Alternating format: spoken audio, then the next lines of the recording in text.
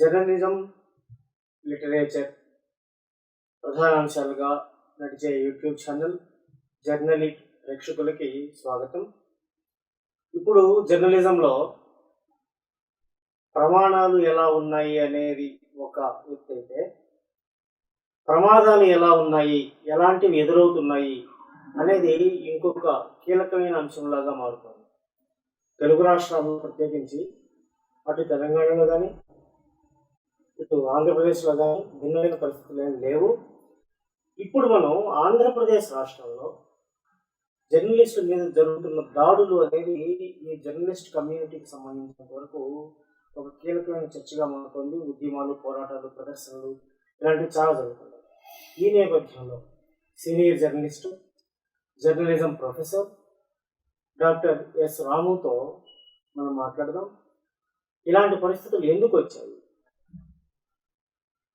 మూలాలేంటి, పరిణామాలేంటి అనే విషయాల మీద ఆయన అభిప్రాయం తెలుసుకున్నాం. రాము గారు నమస్తే. నమస్తే.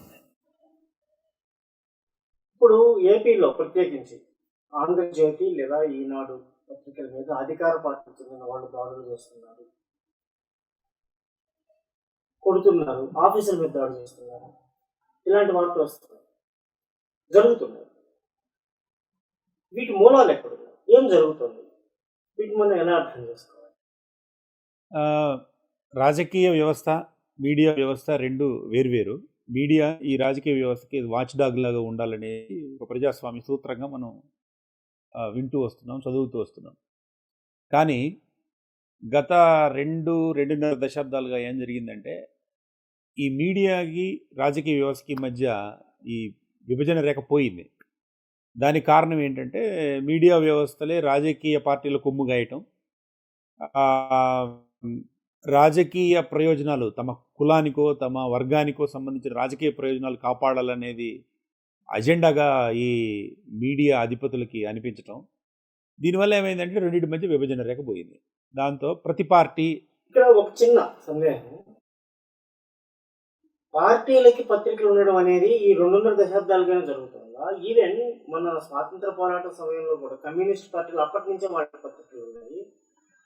అప్పుడు కమ్యూనిస్ట్ పార్టీలు లాంటి వాళ్ళు సొంత పత్రికలు పెట్టుకుని నడపడం దగ్గర నుంచి ఈ మధ్యకాలంలో మీరు అన్నట్టుగా 2.5 దశాబ్దాలుగా పార్టీల పత్రికలను పోషించడం లేదా పార్టీల పత్రికలను పెట్టుకోవడం అనే పరిణామాలకి మధ్య అన్న తేడా ఉంది. యాక్చువల్లీ భారతదేశానికి స్వాతంత్రం రావడానికి భారతదేశం స్వేచ్ఛా వాయువులు పీల్చటమే ఎజెండాగా మన పత్రికలు పనిచేసినాయి. అసలు మనం ఎజెండా నడిపాం, ఆ ఎజెండాతోనే వచ్చినాయి.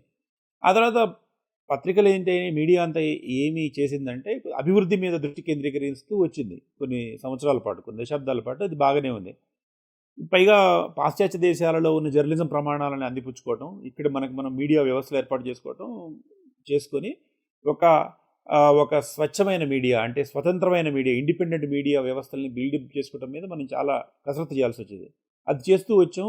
ఆ వ్యవస్థ బిల్డప్ అవుతున్న సమయంలోనే కొన్ని పత్రికలు, ఫర్ ఎగ్జాంపుల్ ప్రజాశక్తి పత్రిక ఉండేది, అది కమ్యూనిజం వాళ్ళ ఎజెండా మోసేది, అది బాగానే ఉంది.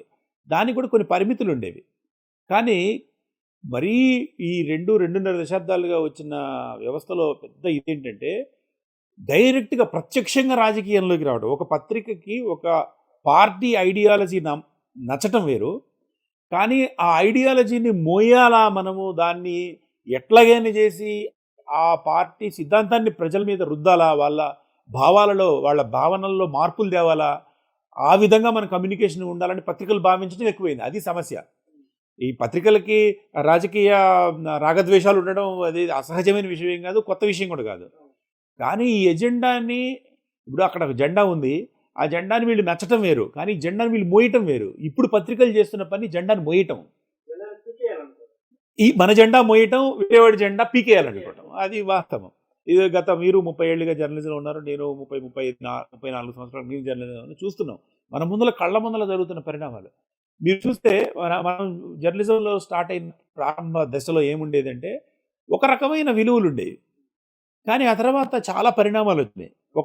ఆ పరిణామాల్లో ముఖ్యంగా చెప్పుకోదగ్గది ఏంటంటే, ఈ కంట్రిబ్యూటర్ల వ్యవస్థను ఒకటి తీసుకొచ్చారు. మనం దాన్ని అడ్వర్టైజ్మెంట్స్, ఆ ఏరియాలో ఉన్న అడ్వర్టైజ్మెంట్స్ అన్నీ తీసుకోవాలి, అది చాలా బెస్ట్ బిజినెస్ మోడల్ని తీసుకొచ్చారు. ఆ తర్వాత దానివల్ల ఏమైంది, వీధికి ఒక జర్నలిస్ట్ వచ్చాడు. ఈ లోపల ఛానల్స్ వచ్చినాయి, పుట్టగొడుగుల్లాగా శాటిలైట్ ఛానల్స్ వచ్చినాయి. ఆ తర్వాత టెక్నాలజీ ప్రభావం వల్ల విపరీతంగా ఈ సోషల్ మీడియా, ముఖ్యంగా యూట్యూబ్ ఛానల్స్, రీల్స్ అన్నీ విపరీతమైపోయినాయి. ఈ క్రమంలో ఏమైందంటే మీడియా వ్యవస్థలు ఫక్తు రాజకీయ వ్యవస్థలాగా చేయటం ప్రారంభమైంది. ముఖ్యంగా ఎన్టీ రామారావు గారు పార్టీ పెట్టిన తర్వాత దాన్ని, ఎన్టీ రామారావు గారు చాలా ఇంపార్టెంట్ ఈ రాష్ట్రానికి, కాంగ్రెస్ దురహంకార పాలన పోవటానికి ఆయన మనకు పెద్ద సాధనం అని ఈనాడు రామోజీరావు గారు గట్టిగా మనసా వాచా కర్మణ భావించడం వల్ల అక్కడి నుంచి ఒక పెద్ద రేస్ స్టార్ట్ అయింది.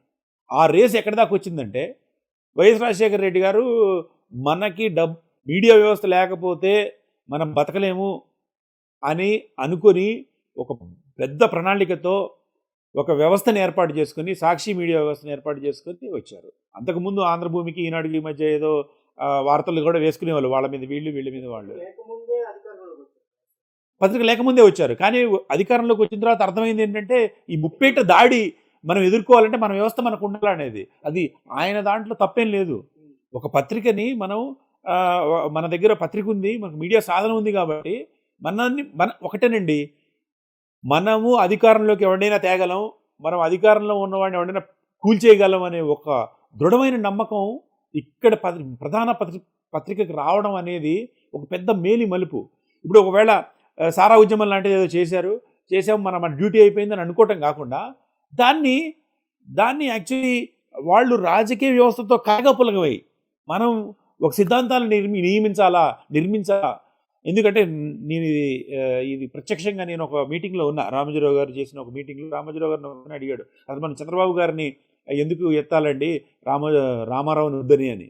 అప్పుడు ఆయన ఇచ్చిన ఎక్స్ప్లెనేషన్ చూస్తే రాష్ట్ర విశాల హితం కోసం, రాష్ట్ర భవిష్యత్తు కోసం మనం చేయాలన్నట్టు వారు మాట్లాడారు. సరే, అది ఇంటర్నల్ కాబట్టి మనం దాని గురించి ఎక్కువ మాట్లాడలేము.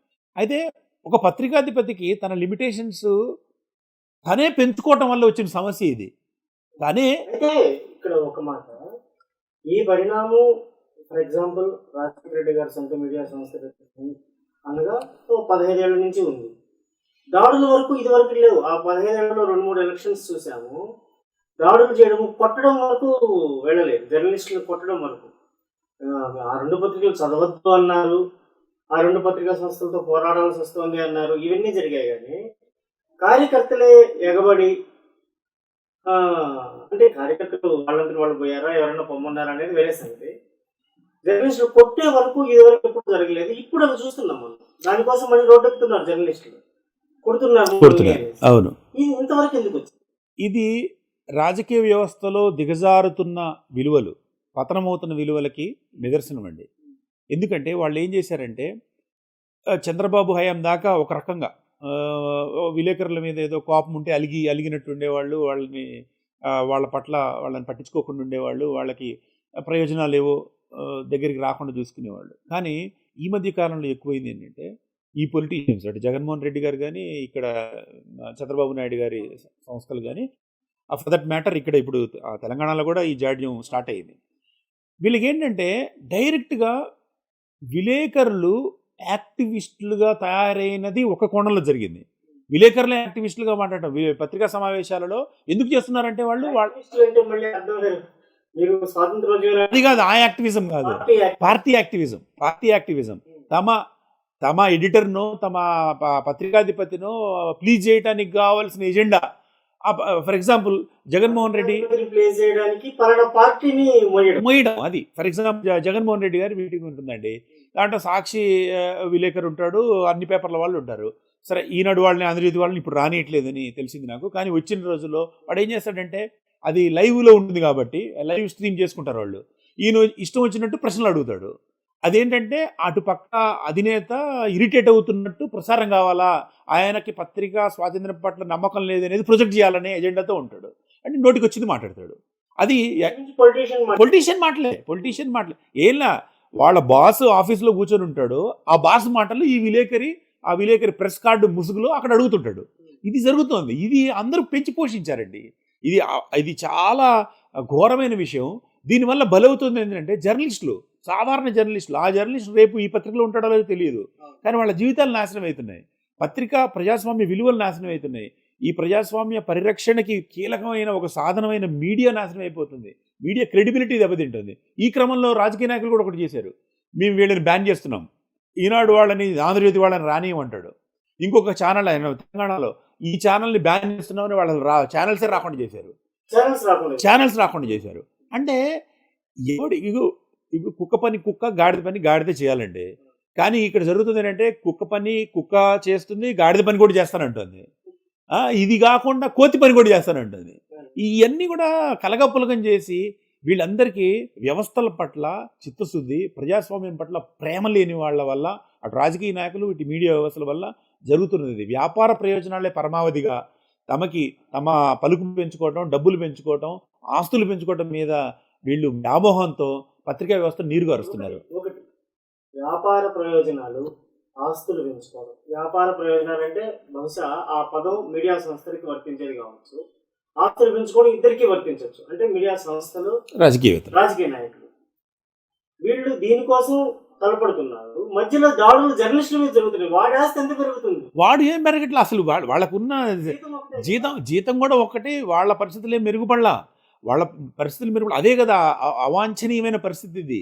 జర్నలిస్టులని వాళ్ళు పావులుగా వాడుకుంటున్నారు. ఒక మాటలో చెప్పాలంటే పావులు వాడుకొని, ఇప్పుడు ఆ ఫోటోగ్రాఫర్ వెళ్ళారనుకోండి, ఆంధ్రజ్యోతి ఫోటోగ్రాఫర్ వెళ్ళాడు, ఫోటోలు తీయడానికి వెళ్ళాడు. వెళ్ళగానే ఆ తప్పే ఉంది, ఆయన డ్యూటీ ఆయన చేస్తున్నాడు. జనం ఎగబడి కొట్టారు. ఎవడో అన్నారో ఎవరు చేశారో ఏమో కానీ జనం ఎగబడి కొట్టడం. పైగా ఆయన అడుగుతుంటే మీది ఈనాడా ఆయన అడుగుతాడు, మీది సాక్షా ఈయన అడుగుతాడు.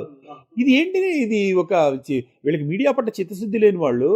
అది ఇంకొకటి అండి, మనకి రెండు ప్రధానమైన అంశాలు జరగడం వల్ల మనం దీన్ని ఆపలేకపోతున్నాం. ఒకటి, ఈ రెండు కలిసిపోవటం, రాజకీయ వ్యవస్థ మీడియా వ్యవస్థ కలగపలగమై పోవటం.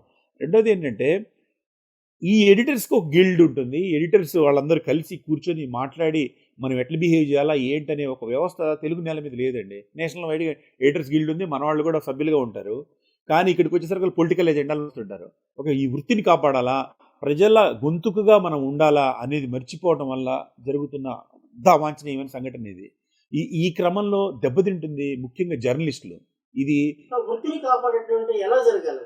వృత్తిని కాపాడాలంటే వృత్తి ప్రమాణాలు ఒక సెట్ ఆఫ్ రూల్స్ ప్రకారం వెళ్ళాలండి.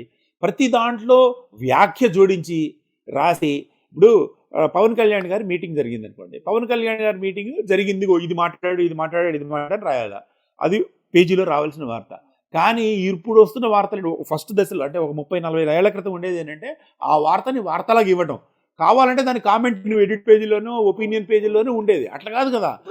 ఇప్పుడు ఫస్ట్ దాంట్లోనే పవన్ కళ్యాణ్ దానికి చప్పగా మొదటి పేజీ నుంచి జోన్ పేజీ వరకు అన్ని ఒపీనియన్ పేజీలే. దీనివల్ల ఏమైంది? ఒపీనియన్కి వార్తకి వ్యాఖ్యకి మధ్య వీళ్ళు తీసేశారు. అది భేదం లేకుండా చేశారు, కలిపేశారు. అసలు రాయటమే వ్యాఖ్యతో స్టార్ట్ అవుతుంది. ఆ వ్యాఖ్యతో స్టార్ట్ కావటమే మన యాక్చువల్లీ విశ్వసనీయతను దెబ్బతీసే అంశం. అది ప్రాథమిక మౌలిక సూత్రం ఏంటంటే వ్యాఖ్య వేరు, వార్త వేరు అని చదువుకుంటాం. కానీ అది లేకుండా ఉంటుంది. ఇంకొక ప్రధానంగా జరుగుతుంది, 2 తెలుగు నెలలు జరుగుతుందండి. వీళ్ళు జర్నలిజం స్కూల్స్ అని పెట్టుకున్నారు. ఈ ఆంధ్రజ్యోతి జర్నలిజం స్కూల్, ఈనాడు జర్నలిజం స్కూల్, సాక్షి జర్నలిజం స్కూల్. ఈ జర్నలిజం స్కూల్లో వీళ్ళు జర్నలిస్టులు తయారు చేయట్లా, యాక్టివిస్టులు తయారు చేస్తున్నారు. అక్కడ పార్టీల వారంగా అన్ని నేర్పుతున్నారు. ఇప్పుడు జర్నలిస్టుల మీద దాడి జరుగుతుంది. జర్నలిస్టుల మీద జరుగుతుంది.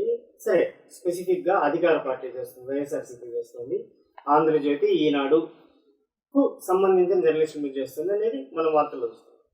ఈ జర్నలిస్టుల మీద లేదా మీరు చెబుతున్నట్టుగా యాక్టివిస్టుల మీద జరుగుతున్న దాడిని జర్నలిజం మీద జరుగుతున్న దాడిలాగా చూడాలా, అవసరం లేదా?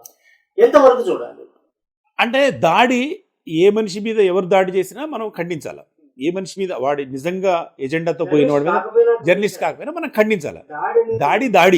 దాడి అనేది అది మనం మనుషులుగా మనం ఖండించాల్సిన అంశం. అయితే ఇప్పుడు జరుగుతున్న దాడులు, జర్నలిజం మీద జరుగుతున్న దాడులు మీడియా మీద దాడిగా చిత్రీకరించడం, అది ఒక రకంగా అభ్యంతరకరంగా అనిపిస్తుంది. మీడియా మీద దాడి, ఫర్ ఎగ్జాంపుల్ అండి, నీవు పోయి జగన్మోహన్ రెడ్డి మీద ఇష్టం వచ్చినట్టు మాట్లాడి ఇష్టం వచ్చినట్టు చేసే జర్నలిస్టు అక్కడ పెద్ద సభ జరిగి సర్చార్జ్ అంటే చార్జ్డ్ అట్మాస్ఫియర్లో ఉన్నప్పుడు పోతే వాళ్ళు మాబ్ సైకాలజీ డిఫరెంట్గా ఉంది. ఇప్పుడు పైగా ఓపెన్గా మరి పత్రికల్ని విలేకరుల్ని విమర్శిస్తున్న టైంలో నిజంగా ప్రాబ్లం ఉంది.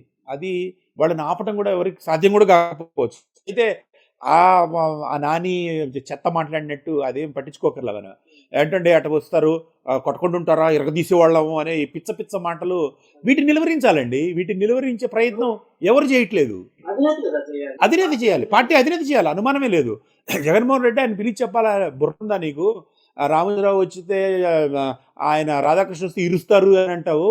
అరే మరి రేపు మన పరిస్థితి ఏంటారు బాబు, నువ్వు వచ్చిన విజయవాడలో నిన్ను ఇరుస్తారు తెలుగుదేశం వస్తే అని చెప్పాలి కదా. కనీసం కామన్ సెన్స్ లేకుండా దాన్ని లైవ్లో పెట్టుకొని వీళ్ళు ఈ చెత్త పొలిటీషియన్స్ అందరు చేయడానండి ప్రజాస్వామ్యానికి చాలా కీలకమైన మీడియా దెబ్బతింటుంది. ఎంత ఎంత దారుణమైన మాట అండి. అంటే ఒకవేళ అంత తప్పు చేసినా కూడా ఇరగదీస్తారా? నువ్వు ఇరగదీసుకుంటూ పోతే ఎవడి బలం ఆడుకుంటుంది. ఇప్పుడు ఇప్పుడు ఈరోజు ఏదో విలేకరిని ఈనాడు జ్యోతి విలేకరణ ఎవరు చేశారు, రేపు సాక్షి విలేకరికి జరగచ్చు. సాక్షి విలేకరికే కాదు, ఈయన అంటున్న మంత్రికే జరగచ్చు. ఇది తప్పు, ఈ ధోరణే తప్పు. ఆ పిచ్చి మాటలు మాట్లాడటం ఆపమని పత్రికాధిపతి చెప్పాలా, నిజానికి వాళ్ళ పత్రిక ఎడిటర్ కూడా చెప్పాలా. ఎడిటర్లు అందరూ ఏంటంటే భజన పరులైన ఎడిటర్లు పోయారు. వీళ్ళేంటి మన పార్టీ ఇది, మన అధినేతను ప్లీజ్ చేయాలా అని భజన చేసుకుంటూ ఉండే ఒక నాసి రకం జర్నలిస్టుల ఎడిటర్ల బృందం నడుస్తుంది. తప్పు కదా, ఆ ఎడిటర్ చెప్పాలి కదా, ఆ వార్త వేయకూడదు. ఆ సాక్షి ఛానల్ వాడు ఆ నాన్నగారు మాట్లాడిన చెత్త మాటలు వేయకూడదు. అదేం మాటలండి, నోటికి వచ్చింది మాట్లాడతాడు ఆయన. వాడు మాట్లాడడం మానేస్తాడు కదా. ఆ స్వీయ సంయమనం లేదండి.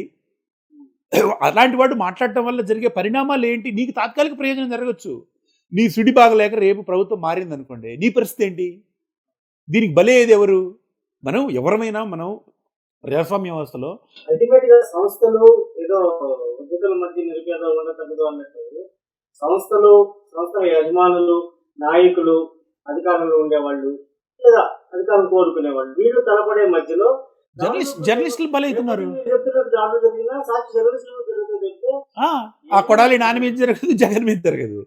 తప్పు కదా. రాధాకృష్ణ గారి మీద జరుగుతుందా? జరగదు. ఇది బలయ్యేది ఎవరు? ఫుల్ స్టాప్ అవకాశం ఉందా అంటే యాక్చువల్లీ ఉంది. ఏంటంటే జర్నలిస్ట్ సంఘాలు ఏమన్నా చేయాలా, కానీ దురదృష్టవశాత్తు జర్నలిస్ట్ సంఘాల నాయకులు వీళ్ళు కూడా ఎడిటర్ల మాదిరిగానే అట్లే ఉంది. పోవడం, వాడు ఏదో జర్నలిస్టు పోవడం, పొగడటం పోయి ఏదో ఒక పదవి కొట్టేసి రావడం. ఈనాడు దినపత్రికలో కాంగ్రెస్కి వ్యతిరేకంగా వార్తలు రాసిన ఒక మనిషి ఏదో తేడా వచ్చి సాక్షిలో జాయిన్ అయిపోయి సాక్షి యాక్టివిస్ట్గా మారిన వైనం కళ్ళ ముందలు జరుగుతుంది, కళ్ళ ముందలు చూస్తున్నాం మనం. ఆయన ఇక్కడ ఈనాడులో ఉన్నప్పుడు చంద్రబాబు గారిని ఆకాశానికి ఎత్తుతూ 100 కొద్ది వ్యాసాలు రాసిన వ్యక్తి కొట్టేసుకొని సూటేసుకొని పౌడర్ వేసుకొని పోయి జగన్మోహన్ రెడ్డి గారు అంతా మనిషి ధీరోదాత్రుడు లేడు అనడం అంటే దివాలా కూరుతనం కదండి. ఇది నాయకుల్లాగే సేమ్. అది ఒకటి. ఈయన మాట్లాడేది ఎడిటర్లు ఇలాంటి వాళ్ళు. ఇంకొంతమంది జర్నలిస్ట్ యూనియన్ నాయకులు పదవులు కొట్టేస్తున్నారు. ఇప్పుడు జర్నలిస్టులు అక్కడ జరిగింది కదా, ఆంధ్రజ్యోతి పత్రికలో వాడికి జరిగింది. వాళ్ళ దగ్గర జర్నలిస్ట్ నాయకులు పనిచేస్తున్నారు. వాళ్ళు ఆయన మాట్లాడుతున్నారా? చెప్పాలి కదా, తప్పండి ఇదని చెప్పాలి, బాహాటంగా చెప్పాలి కదా. మనకి పదవి వచ్చేదాకా వాడుకొని చేయటం అంటే నిజానికి ఇది వీళ్ళ తప్పు కూడా కాదండి, వ్యవస్థ తయారు చేస్తున్నారు. అంటే వీళ్ళకి చిత్తశుద్ధి లేకపోవడం, వృత్తి పట్ల నిబద్ధత లేకపోవడం అది వేరే విషయం. కానీ వాళ్ళు కూడా ఈ గేమ్లో మనం కూడా పార్టిసిపేట్ అయిదామని అవుతున్నారు తప్ప, అరే ఇది మన వ్యవస్థలో మనం ఇటు చేయకూడదురా. దేవులపల్లి అమర్ గారు ఉన్నారండి, జర్నలిస్టుల మీద దాడి జరిగింది. ఆయన ఏమంటే నేను ఇది అన్యాయమైన దాడి అండి, నేను నా పదవికి రాజీనామా చేస్తున్నాను, మీ దగ్గర నేను పని చేయనండి అని రావచ్చు కదా. అంటే నాకు అనిపించింది అట్లా రావచ్చు కదా, తప్పు కదా, వారైనా చేయాలి కదా. అట్లనే ఇక్కడ జరుగుతున్నప్పుడు కూడా ఇప్పుడు మొన్న తెలంగాణలో కూడా స్టార్ట్ అయింది ఇది. ఆ యూట్యూబ్ విలేకరి అతని మీద, శంకర్ మీద దాడి జరిగింది. ఇదివరకు తీన్మార్ మల్లన్న వేరే అబ్బాయి కూడా ఉన్నాడు, వాళ్ళ మీద కూడా జరిగింది. వీళ్ళ మీద జరిగింది. అంటే ఇక్కడ ఇంకో సమస్య ఉందండి. ఇప్పటిదాకా మనం మాట్లాడిందేమో మీడియా వ్యవస్థలో, ఈ యూట్యూబ్ వ్యవస్థలో ఒకటి ఉంది. ఈ దాడి జరగటాలలో ఒక భాగం మేము జర్నలిస్టుల మీద దాడులు అని వస్తున్న దాంట్లో యూట్యూబర్స్ కూడా ఉన్నారు. అయితే అది వాళ్ళు ఎంతవరకు గీత లోపల ఉన్నారు, ఎంత గీత దాటి ఉన్నారు, వాళ్ళు అసలు ఏ ప్రయోజనాలతో మొదలు పెడుతున్నారు, ఇదంతా కాస్త పెద్ద చర్చ. అసలు మీడియా మీద అనాలా లేదా జర్నలిస్టుల మీద అనాలా, అదే మనకి ఇంకా కన్ఫ్యూజన్ అది. సరే, ఈ దాడులు ఆగే అవకాశం ఉందా? ఎలా సాధ్యమవుతుంది? వీళ్ళు ఏమన్నా అదుపులో ఉండాలా? జర్నలిస్టు అవతల వాటిని రెచ్చగొట్టేలాగా కాకుండా రాయగలిగే అదుపు తను పాటించాలా? పాటించే స్వేచ్ఛని ఒకవేళ పాటించదలుచుకుంటే, అన్నట్టు సెల్ఫ్ నియంత్రణ పాటించదలుచుకుంటే ఆ స్వేచ్ఛని పత్రికా యాజమాన్యం ఇస్తుందా? వాడికి ఉద్యోగం ఉందా? ఇది ఎట్లుందంటేనండి జర్నలిస్ట్ పరిస్థితి, ఈ పెద్ద కొండని కంకరలాగా కొట్టడానికి కావాల్సిన పోయిన కార్మికుడిలాగా ఉంది. అక్కడున్న యజమాని ఏం చెప్తాడంటే, అరే ఈ కంకర కొట్టరా అంటాడు, కొట్టాలా, ఇంత చిప్పు చేయరా అంటాడు, చేయాలా. ఇక వాడికి వేరే మార్గం లేదు, వాడి బతుకు తెరువు అది. ఇలాంటి పరిస్థితుల్లో జర్నలిస్టులు ఉన్నారు. సార్ ఇది ఈ కొండ ఇంత పెద్ద రాయి చేయమంటాడు వాడు. వాడిది ఏముంది, వాడి వాడి వాడికి పోయింది ఏం లేదుగా, ఇచ్చేస్తాడు. కాబట్టి జర్నలిస్టులే ఒక అట్మాస్ఫియర్ క్రియేట్ చేయడం కోసం వాళ్ళే యాక్టివిస్టులుగా మనం మారకూడదని ఎడిటర్స్కి చెప్పడం స్టార్ట్ చేయాలి. ఏమండి, ఇది నేను రాసే వార్త, ఇది మీరు వ్యాఖ్య రాసుకోండి, నన్ను వ్యాఖ్య రాయొద్దనండి, నన్ను వార్త రాయనివ్వండి అనే చిత్ర. అంటే ప్రతి ఒక్క జర్నలిస్టు తను స్వతంత్రంగా వ్యక్తిగతంగా నీతి నియమాలకు కట్టుబడిన వ్యక్తిని నిరూపించుకునేటట్టు ప్రవర్తించాల.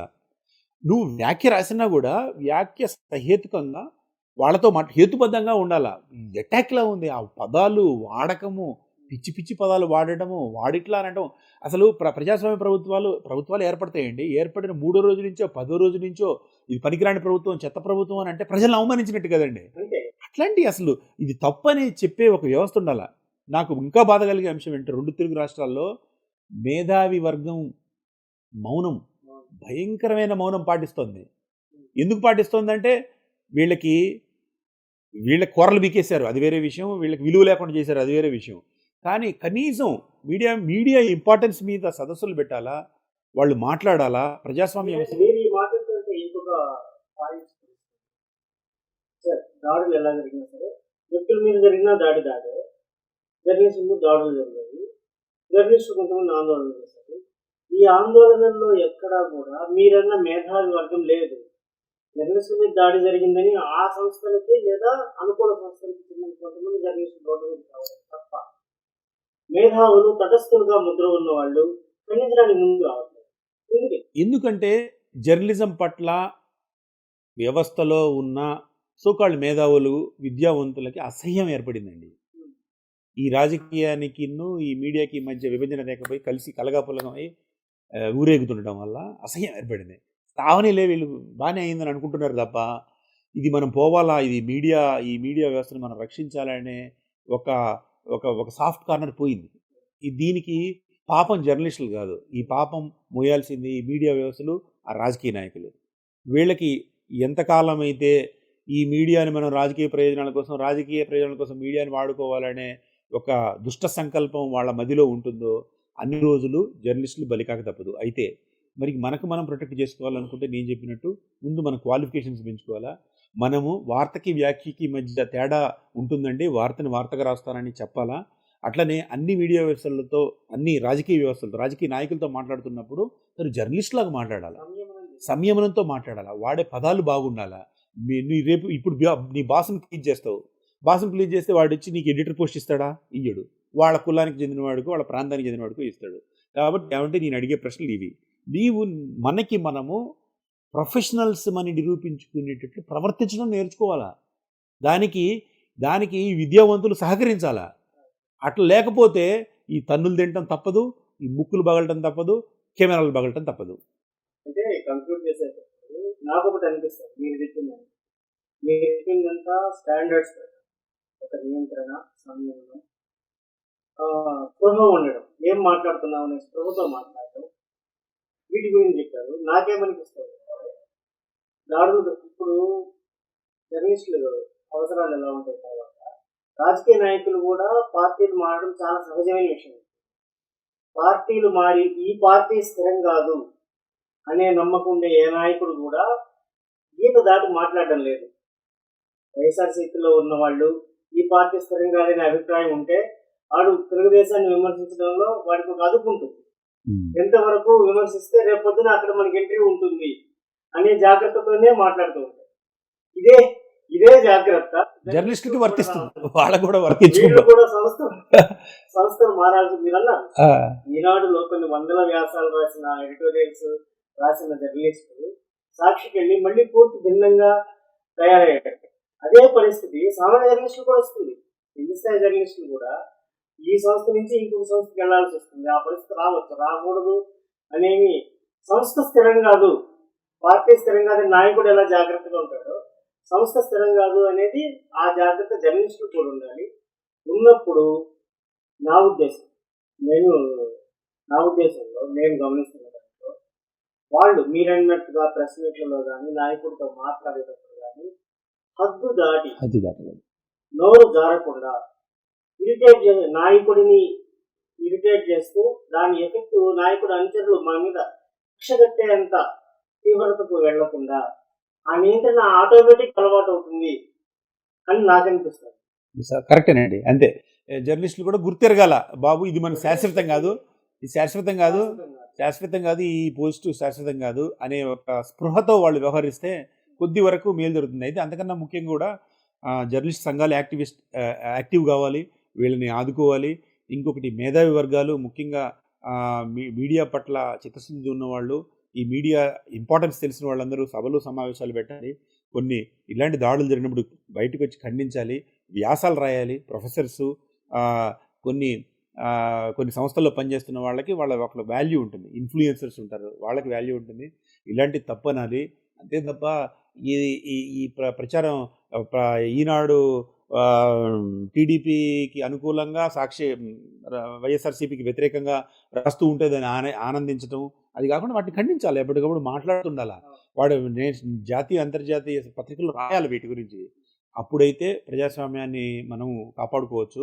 అప్పటిదాకా జర్నలిస్టులు ఈపులు బగులుతుంటే చూసి బాధపడటం తప్ప మనం చేసేది ఏమీ లేదు.